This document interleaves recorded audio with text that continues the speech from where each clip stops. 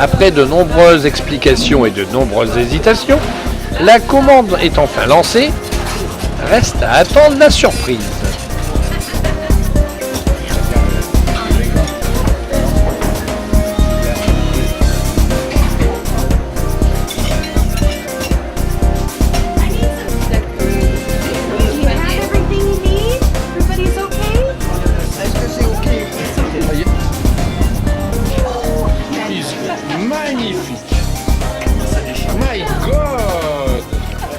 Bon, on s'en est pas trop mal tiré.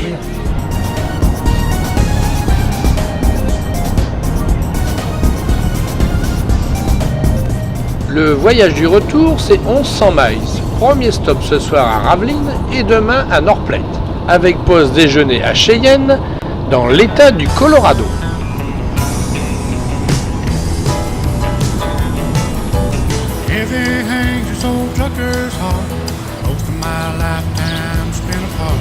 Cheyenne dispute à Cody le titre de capitale mondiale du rodéo. Dans cette ville, chaque année depuis 1897, se tient le plus grand rodéo du monde. Cette immense fête annuelle rassemble les meilleurs cow-boys de tous les États-Unis.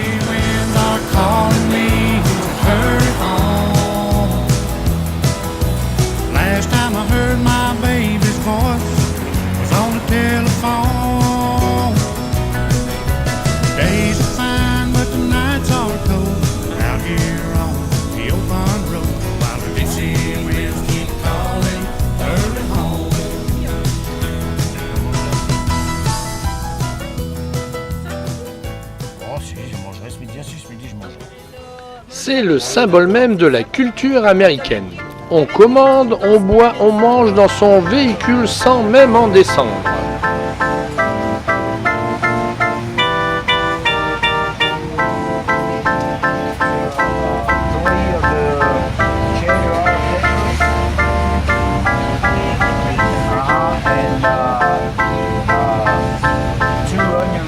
Pour nous, seuls quelques oignons frits et piments en beignets pour accompagner notre margarita.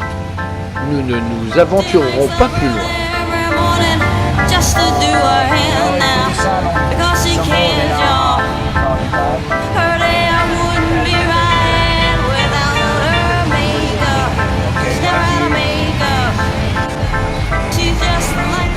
Et voilà, 2-3 minutes plus tard, tout est à disposition. Il n'y a plus qu'à se régaler.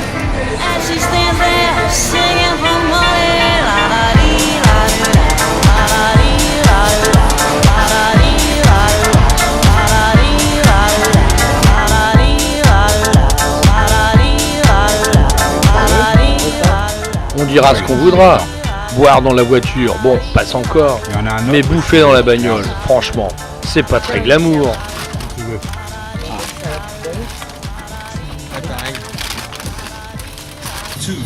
Le routard nous l'avait recommandé, nous y sommes allés.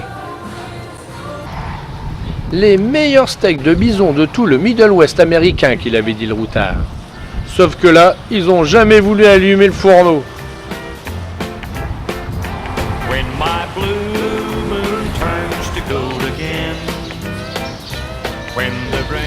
Des steaks de bison, on n'en a pas eu, mais des bisons, on en a vu. You ready? You parti!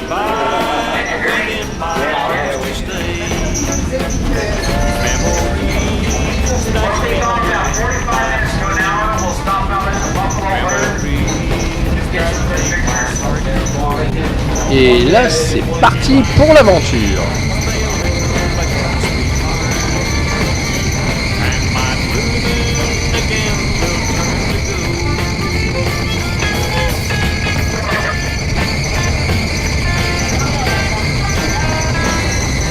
Dans ce ranch, le deuxième des États-Unis, plus de 3500 bisons sont élevés en liberté sur des centaines de kilomètres alentour.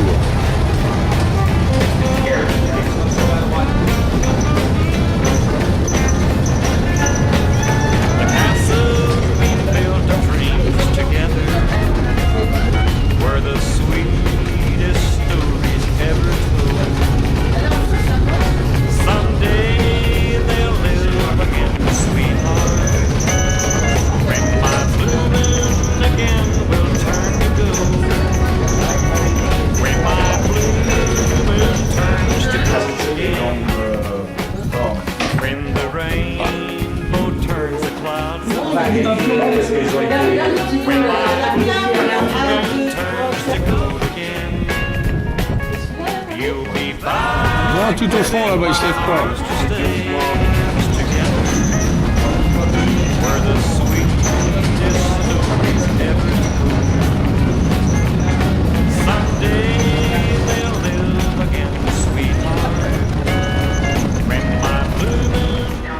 Particularité de cette petite balade ferroviaire, c'est que nous quittons le Wyoming pour l'état du Colorado que nous parcourrons pendant 300 ou 400 mètres pour revenir dans le Wyoming.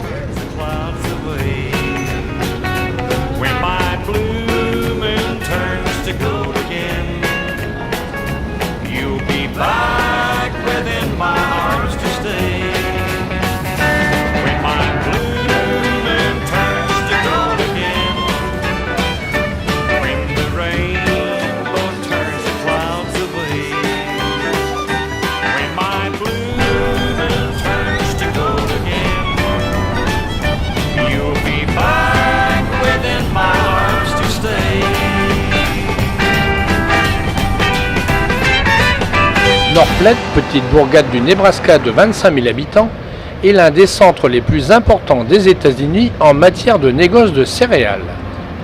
C'est aussi un nœud ferroviaire de première importance, avec notamment sa gare de triage donnée comme la plus grande au monde. Sinon, North Platte est une ville américaine qui semble bien tranquille, où il doit faire bon vivre. Sauf si les studios d'Hollywood venaient à s'en mêler. De cette paisible cité, il pourrait fort bien vous en faire un endroit diabolique où les hordes sauvages viendraient dépecer l'habitant. Suffirait d'un bon scénario, ou bien un crash de 747 au milieu de la ville. Ça non plus, ça serait pas mal.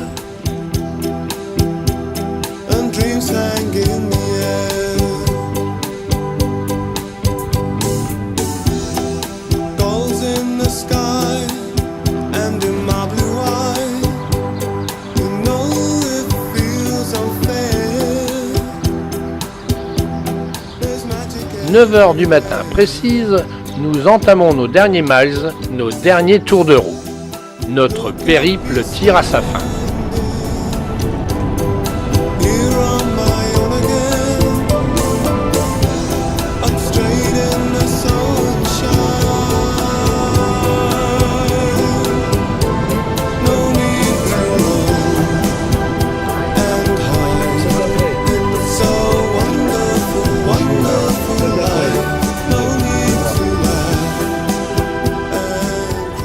Déjà les faubourgs de Kansas City. Kansas City est une ville de près de 500 000 habitants située au confluent de la rivière Missouri et du Kansas.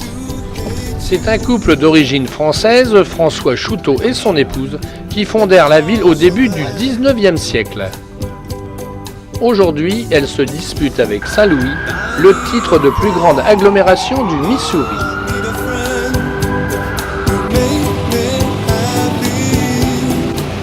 Comme souvent aux États-Unis, la ville est constituée d'un centre d'affaires entouré de nombreux quartiers différents. Nous avions visité le quartier touristique à notre arrivée. Pour notre départ, ce sera le coin des affaires.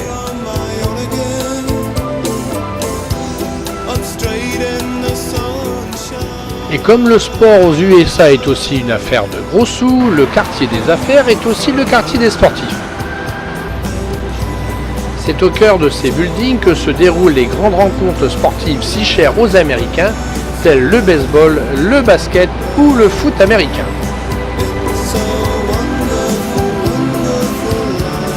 Pour les avant et après match, on trouve de nombreux bars et restaurants pour fêter la victoire et parfois même la défaite.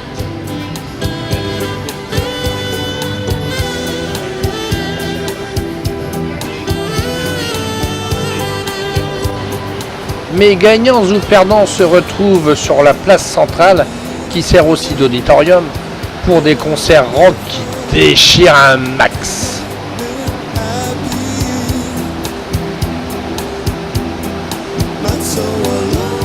Quant à cela, on se demande bien quelle victoire ils étaient en train d'arroser.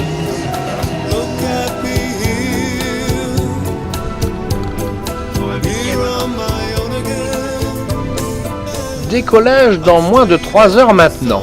Il est grand temps de nous rendre à l'aéroport.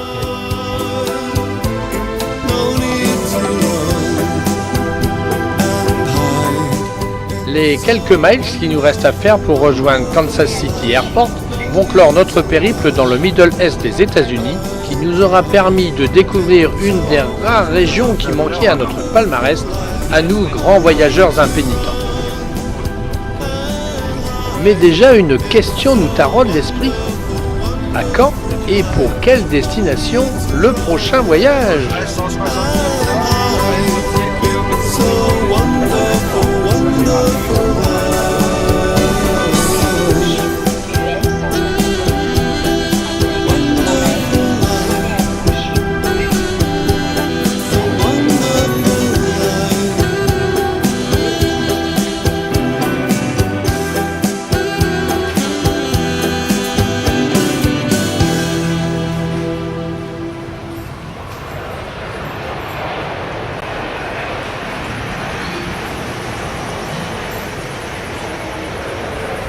Et pour finir, un grand merci à Serge, notre chauffeur, guide, interprète, mais qui bien avant toutes ses fonctions est surtout notre grand ami américain, après Obama bien sûr.